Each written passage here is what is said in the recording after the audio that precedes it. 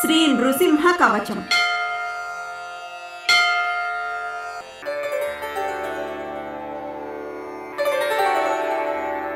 నృసింహ కవచం వక్ష్యే ప్రహ్లాదేనోదితం పురా. సర్వరక్షాకరం పుణ్యం సర్వోపద్రవనాశనం సర్వసంపత్కరం చైవ స్వర్గమోక్షప్రదాయకం. ధ్యాత్వా నృసింహం దేవేశం హేమసింహాసనస్థితం. వివృతాస్యం త్రినయనం శరదిందుసమప్రభం. లక్ష్మ్యాలింగితవామాంగం విభూతిభిరుపాశ్రితం. చతుర్భుజం కోమలాంగం స్వర్ణకుండలశోభితం. సరోజశోభితోరస్కం రత్నకేయూరముద్రితం. తప్తకాంచన సంకాశం పీతనిర్మలవాససం. ఇంద్రాదిసురమౌళిస్థస్ఫురన్మాణిక్యదీప్తిభిః. విరాజితపదద్వంద్వం శంఖచక్రాదిహేతిభిః. గరుత్మతా సవినయం స్తూయమానం ముదాన్వితం. స్వహృత్కమలసంవాసం కృత్వా తు కవచం పఠేత్. నృసింహో మే శిరః పాతు లోకరక్షాత్మసంభవః. సర్వగోపి సంభవాసః ఫాలం మే రక్షతు ధ్వనిం. నృసింహో మే దృశౌ పాతు సోమసూర్యాగ్నిలోచనః. స్మృతిం మే పాతు నృహరిర్ మునివర్యస్తుతిప్రియః. నాసాం మే సింహనాసస్తు ముఖం లక్ష్మీముఖప్రియః. సర్వవిద్యాధిపః పాతు నృసింహో రసనాం మమ. వక్త్రం పాత్విందువదనః సదా ప్రహ్లాదవందితః. నృసింహః పాతు మే కంఠం స్కంధౌ భూభరణాంతకృత్.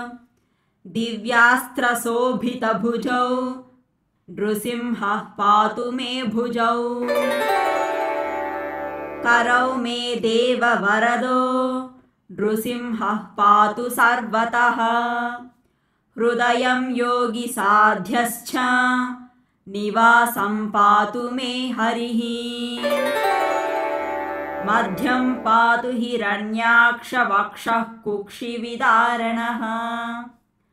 नाभिं मे पातु नृहरिः स्वनाभिब्रह्मसंस्तुतः. ब्रह्माण्डकोटयः कट्यां यस्यासौ पातु मे कटिं. गुह्यं मे पातु गुह्यानां मन्त्राणां गुह्यरूपधृक्.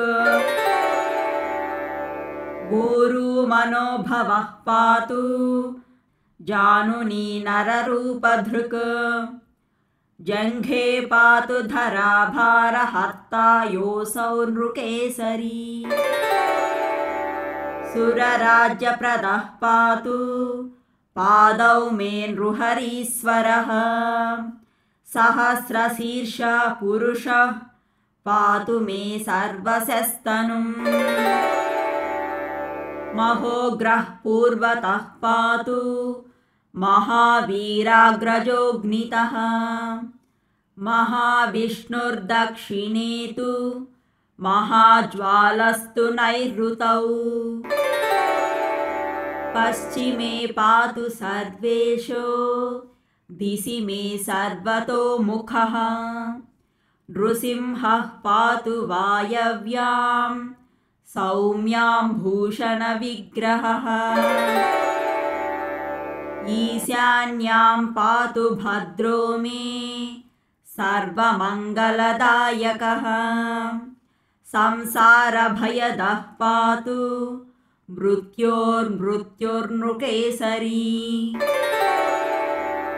इदं नृसिंहकवचं प्रह्लादमुखमण्डितं भक्तिमान्यः पठेन्नित्यं सर्वपापैः प्रमुच्यते पुत्रवान् धनवान् लोके दीर्घायुरुपजायते यं यं कामयते कामं तं तं प्राप्नोत्यसंशयम् सर्वत्र जयमाप्नोति सर्वत्र विजयी भवेत् भूम्यन्तरिक्षदिव्यानां ग्रहाणां विनिवारणम् वृश्चिकोरगसम्भूतविशापहरणं परम् ब्रह्मराक्षसयक्षाणां दूरोत्सारणकारणम् भूर्जे वा तालपत्रे वा कवचं लिखितं शुभम् करमूले धृतं येन सिद्धेयुः कर्मसिद्धयः देवासुरमनुष्येषु स्वं स्वमेव जयं लभेत् एकसन्ध्यं त्रिसन्ध्यं वा यः पठेन्नियतो नरः सर्वमङ्गलमाङ्गल्यं भुक्तिं मुक्तिं च विन्दति द्वात्रिंशच्च सहस्राणि पठेच्छुद्धात्मनां नृणाम् कवचस्यास्य मन्त्रस्य मन्त्रसिद्धिः प्रजायते अनेन मन्त्रराजेन कृत्वा भस्माभिमन्त्रणम् तिलकं विन्यसेद्यस्तु तस्य ग्रहभयं हरेत् त्रिवारं जपमानस्तु दत्तं वार्यभिमन्त्र्य च प्रासयेद्यो नरो मन्त्रं नृसिंहध्यानमाचरेत् तस्य रोगाः प्रणश्यन्ति ये च स्युः कुक्षिसम्भवाः किमत्र बहुनोक्तेन नृसिंहसदृशो भवेत् मनसा चिन्तितं यत्तु स तच्चाप्नोत्यसंशयम्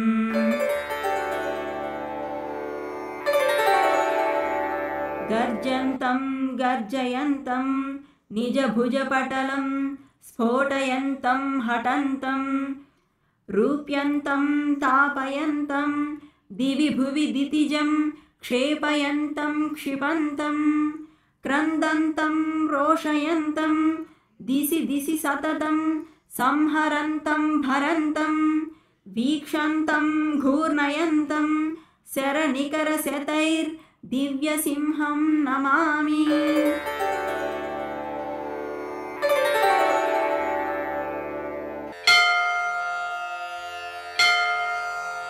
इति श्रीब्रह्माण्डपुराणे प्रह्लादोक्तं श्रीनृसिंहकवचम्।